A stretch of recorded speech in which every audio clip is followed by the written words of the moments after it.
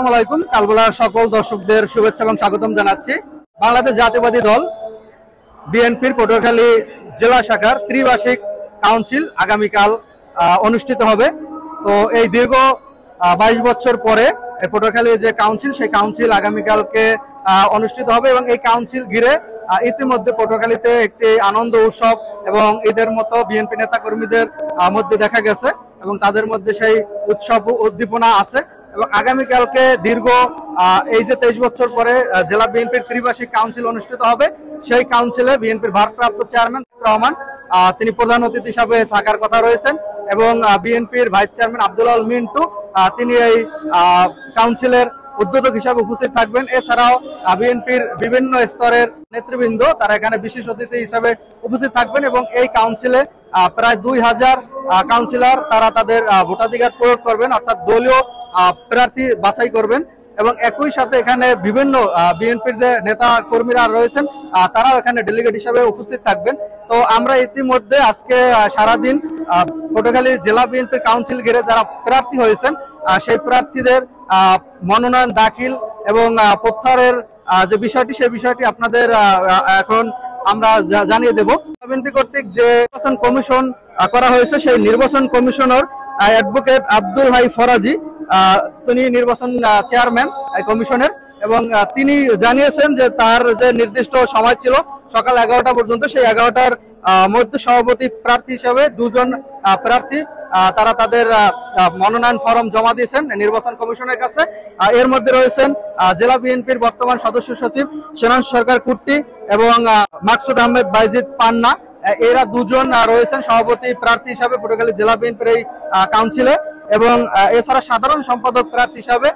6 জন তাদের মনোনয়ন দাখিল করেছেন এবং এই 6 জনের মধ্যে রয়েছেন অ্যাডভোকেট মুজিবুর রহমান টোটন,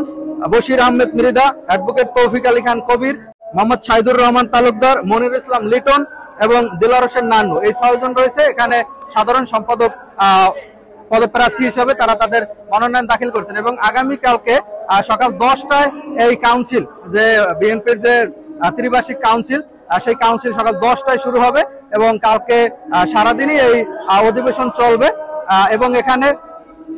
এই যে কাউন্সিলররা যে তাদের প্রার্থী যে বাছাই করবেন বা যারা মনোনীত করবেন, এদেরকে হয়তোবা সন্ধ্যা নাগাদ ঘোষণা করা হতে পারে, অর্থাৎ পটুয়াখালী জেলা বিএনপির কাউন্সিলে কে সভাপতি হচ্ছেন এবং কে সাধারণ সম্পাদক হচ্ছেন সেটা আসলে এখানে যারা কাউন্সিলর আছে তারা এটা নির্ধারণ করবেন এবং একই সাথে অন্যান্য যে পদগুলো রয়েছে সেই পদগুলোতেও নির্বাচন হবে কি হবে না, নাকি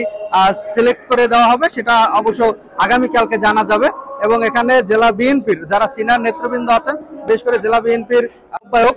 এবং জেলা বিএনপির সদস্য সচিব, তারা এই যে অনুষ্ঠানের শেষ মুহূর্তের যে প্রস্তুতি, সেই প্রস্তুতি যে চলমান আছে সেটা তারা দেখভাল করতেছেন এবং বিভিন্ন জায়গা থেকে যে অতিথিরা আসতেছেন সেই দিকেও তারা খোঁজ খবর রাখতেছেন এবং ইতিমধ্যে এখানে কেন্দ্রীয় বিএনপির নেতৃবৃন্দ উপস্থিত হয়েছেন। এখানে উপস্থিত হয়েছেন কেন্দ্রীয় বিএনপির নির্বাহী কমিটির সদস্য হাসান মামুন, তিনি পটুয়াখালী 3 আসনের সম্ভাব্য বিএনপির প্রার্থী এবং এছাড়াও এখানে উপস্থিত হয়েছেন বিএনপির কেন্দ্র প্রশিক্ষণ বিষয়ক সম্পাদক এবিএম মোশাররফ হোসেন, যিনি পটুয়াখালী 4 আসনের সম্ভাব্য বিএনপির এমপি প্রার্থী এবং এছাড়াও জাতীয় যে যারা নেতৃবৃন্দ আছেন, বিএনপি যারা কেন্দ্রীয় নেতৃবৃন্দ আছেন তারা এখানে আসতেছেন এবং বাকিরা হয়তোবা রাত্রে এসে উপস্থিত হবেন এবং এখানে এখন একটা ঈদের মতো উৎসবের আমেজ বিরাজ করতেছে বিএনপির যারা নেতাকর্মী আছেন তাদের মধ্যে। এবং এখানে আমরা দেখেছি যে বিকাল থেকে খন্ড খন্ড মিছিল নিয়ে এখানে আসছেন এবং বিভিন্ন রকমের শুভেচ্ছা মিছিল তারা দিচ্ছেন এই যে সম্মেলনকে ঘিরে। অর্থাৎ এই যে দীর্ঘ 22 বছর পর পটুয়াখালী জেলা বিএনপির যে কাউন্সিল হচ্ছে, সেই কাউন্সিল এখন ঈদের মতো একটা আমেজ বিরাজ করছে পটুয়াখালীতে এবং ইতিমধ্যে আমরা আসলে বিভিন্ন তথ্য থেকে জানতে পেরেছি যে পটুয়াখালীতে এই যে কাউন্সিলকে ঘিরে ব্যানার ফেস্টুনের একটি বিশাল মহড়া হয়েছে এবং অর্থাৎ ব্যানার ফেস্টুনে রাস্তার 2 ধার একেবারে ছেয়ে গেছে এবং সেই ব্যানার ফেস্টুনে প্রায় 1.5 কোটি টাকা খরচ হয়েছে। ডিজিটাল যে সাইনগুলো আছে তারা আসলে তথ্যগুলো জানিয়েছে প্রায় 1.5 কোটি টাকার এখানে তাদের ব্যানার ফেস্টুন তাদের থেকে আসলে ছাপানো হয়েছে। তো পটুয়াখালী থেকে সর্বশেষ এই জেলা বিএনপির কাউন্সিলকে ঘিরে আমার কাছে এই পর্যন্তই তথ্য ছিল।